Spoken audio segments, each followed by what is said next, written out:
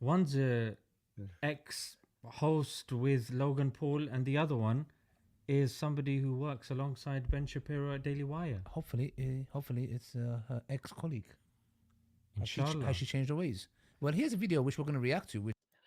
Right. So before we move forward, when they say hopefully she's her ex-colleague, is because they consider the Daily Wire to be a Zionist-run media institution because because the main guy in there is Ben Shapiro, right? So any media that is controlled by Zionists or Jews, these people are against, and anybody who works with that media, they consider them to be puppets of Zionists. And this is why they hate Candace Owens, and they also hate now, the Muslims used to be hopeful for what's his name? I forgot his name. You know what I'm talking about, right? Which one? Say Jordan again? Peterson. Jordan Peterson, yeah, right? yeah. Jordan Peterson, Muslims were really, really hopeful that he's going to warm up to Islam as a conservative. And then he went for, but now he works for the Daily Wire. And now because he works for the Daily Wire, they freaking hate him. Really I don't buy your ally. That's the best line ever. Let's continue with the video. Let's see what Ali's saying now. Inshallah. Has she changed her ways? Well, here's a video which we're going to react to, which surprisingly from Candace Owens. And I don't know much about Jenko, what's his name? George Janko. George Jenko, I don't know much about him myself. He's a Christian. And Candace Owens is a Christian as well. Yeah, are they hostile towards Muslims? Candace Owens is part of a group that was hostile. Let's see if she's changed her ways. Here's the video. Let's see. Used as a bank, really, for these wars is because Americans don't know anything. We know after 9/11, I think about it now, the propaganda to make me afraid of Muslims. I can't even imagine being a Muslim growing up after 9/11 in America, because I know how I felt about them. And I was young, I was 11 years old, but that beating every day in our heads that every Muslim was a terrorist was the idea that you got. I make jokes about it, but you don't understand. I had to shave my face to go to airports. My mom would make me shave my face. At school, I was so young. This is actually funny. I had a mustache in the 4th grade, and my mom made me nair it because she was like, you got to because it was really, really bad. Because whatever the household would say, the kids have no filter, so they would just say whatever they wanted to me. But at a young age, I realized that I myself, as a Middle Eastern, was racist too. I was like, oh, it's not us, it's them. And so I would point my finger out of fear. I'm like, no, they did it. But then I went to, what country did I just go to? Sorry. Canada? I went to Saudi Arabia. And I don't think I've ever been to a country that was more hospitable to me. Wait, you forgot which country you went to?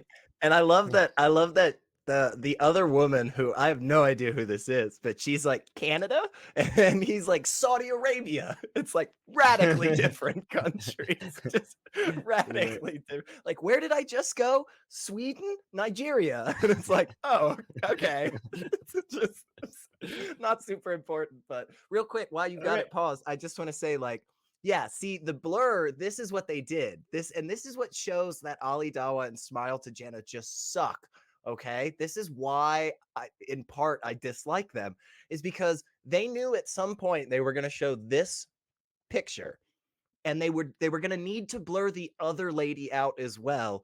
So they just made one fucking blur and just kept it the whole time, so that it even covers the guy. It even covers, this is what I'm talking about. Right. They're I was lazy. like, is that? Yeah. Why is the guy covered? But because they're okay, bad. because they just. They just didn't want to. They didn't want to change the blur from one scene to another. That's exactly. And it's just, and again, look, you see even more hair. There's more hair from this woman. I am just sitting I might even see a fucking ankle down there. It's okay. just. Somebody's saying this looks like a Mickey Mouse blur. However, it's not. It's a far 4 blur. Okay, it's a far 4 blur.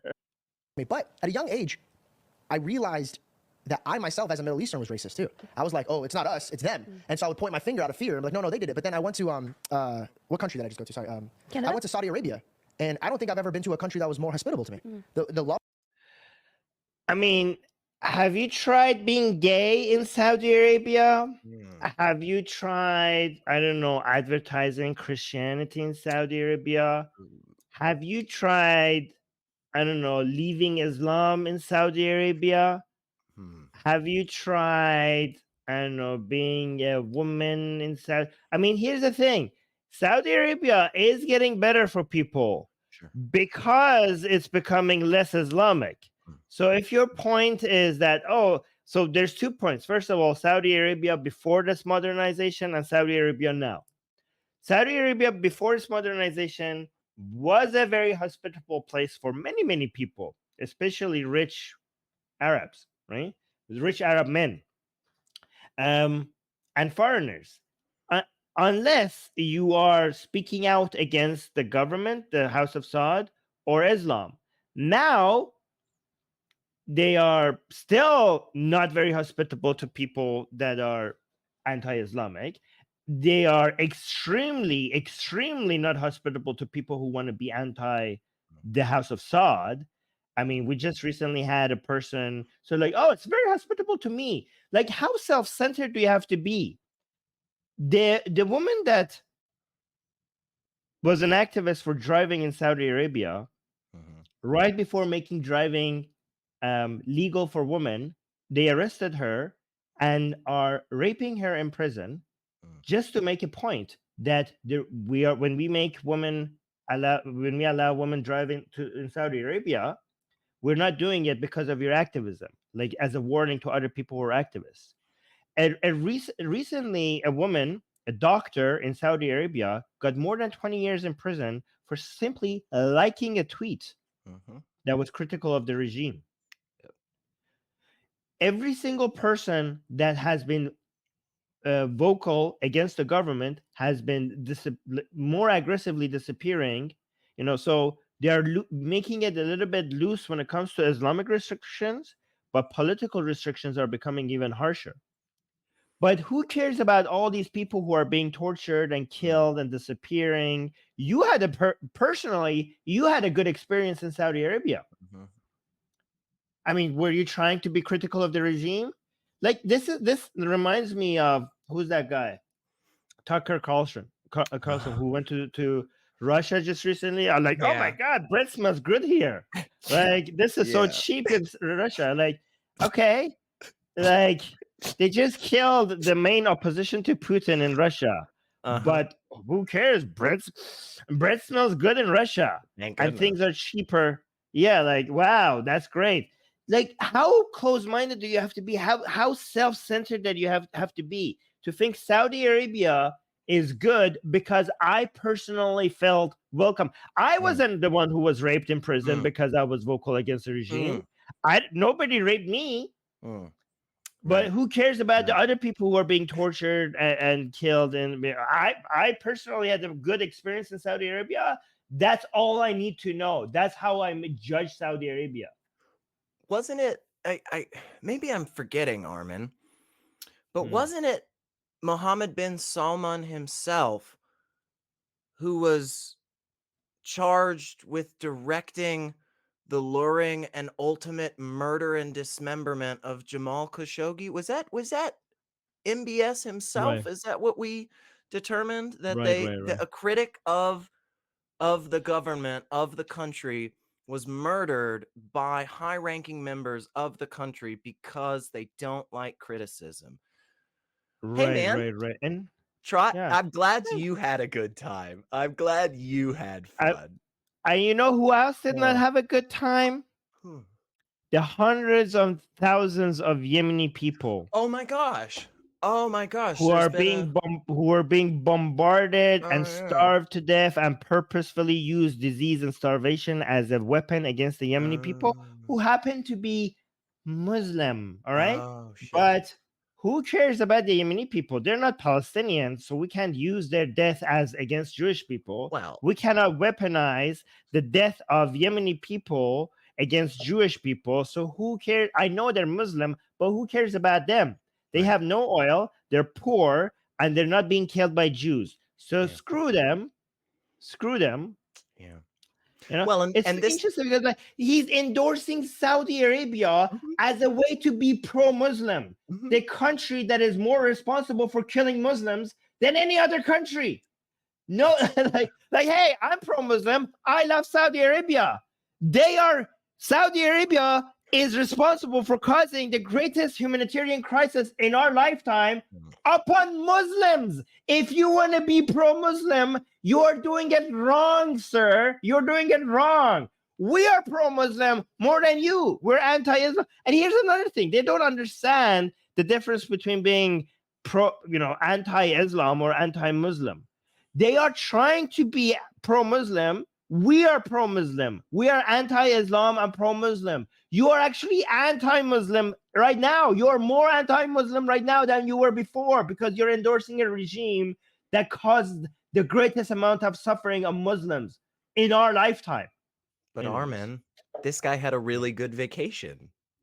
Doesn't Oh that yeah, make up I'm for it? sorry. I didn't. Oh yeah, no, he had a good vacation. I'm sorry. Like, I forgot that. That's a good point. Yes, it wipes it all off the map. Yeah, well, good. That's even. Jesus, started this video. That I got, the respect that I got, I literally sat back and I hung myself out to dry on a podcast. I go, wow, I was brainwashed. I was so scared. I didn't bring her. Yeah, same. And so first I want to say, just like to all Muslims growing up during my time in America, I am sorry on behalf of America I'm for the sorry way too. that you were treated. That it is so unacceptable. When I go back and I re-examine that propaganda, that brainwashing that took place in the classroom to make me scared of someone, I didn't even know what a Muslim was. I remember going to the airport and someone was a Hindu and I was scared of them. Like, oh my God, they're gonna make him take this off of his head, blah, blah. I thought that was a Muslim, right? There was no education about anything. And the reason for that, he who controls the textbooks controls the entire country, in my view, right? It was because everything that we did responding to 9/11 should be assessed as whether or not they were crimes against humanity. We bombed 1 million Iraqi civilians. We killed 1 million Iraqis. What were we doing in Iraq? The Saudis were on the plane. that, They just said there's weapons of mass destruction, and then they never found them. But in the process, they killed 1 million Iraqi civilians, right? And it made us think it's okay to just keep bombing Muslims. That was the purpose to me of that educational propaganda and brainwashing, is that we feel nothing for Muslims if they die. Okay. So, guys, Real quick, because I know we have a lot. I know we have a lot more to get into, but I have to point out these two things real quick. One, Candace Owens in 2001 was like, she was older than me for sure. She was born in like the late 80s. Okay, I was in second grade when that happened, when 9/11 happened. And for anybody who's not sure, I grew up in the South in the United States. So one of the places that would be fairly, more likely to be bigoted compared to New York, where Candace grew up at private schools. I really feel like she's telling on herself, because in my experience, I truly did not have anybody walking around telling me to hate Muslims. Okay.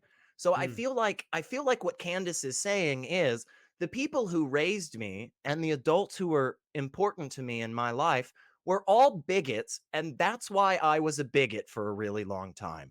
So I just think that's interesting. And I want to say, I think the reason she said that is specifically because of that line, whoever controls the textbooks controls the kids and shit, because she is actively fighting against public education. And so she just used all of this to just make another dig at, oh, they're coming after your kids. They're trying to teach them to be good citizens of the world and shit. So anyway, I just wanted to point that out. I think she's mostly telling on herself right there. But yeah, please go ahead, man. So first of all, I just want to mention that a lot of these people cannot even comprehend that somebody could be anti-Islam, but also defending the rights of Muslims to have peaceful, prosperous lives and enjoy their rights and freedom equal to all other citizens of the country. Right? They can't even comprehend that. So we are extremely anti-Islam, but we want to make sure all people, including Muslims, have peaceful, prosperous lives where they enjoy security and rights and freedoms, right?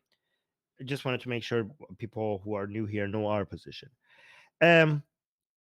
So, however, with Candace, what has changed? Because the whole the fact that United States, the reasons why they went to Iraq was not justified when it comes to weapons of mass destructions.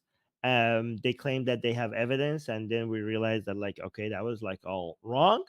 This is an information that was out there for a very long time. What has happened? And also the fear mongering, here's the thing. One thing we say, for example, on this channel often, the best way to fight Islam is to befriend Muslims, because we want to, when you want to fight Islam, you have to change people's minds. To change their minds, you have to get their guard down. To get their guard down, you have to actually be friendly to them.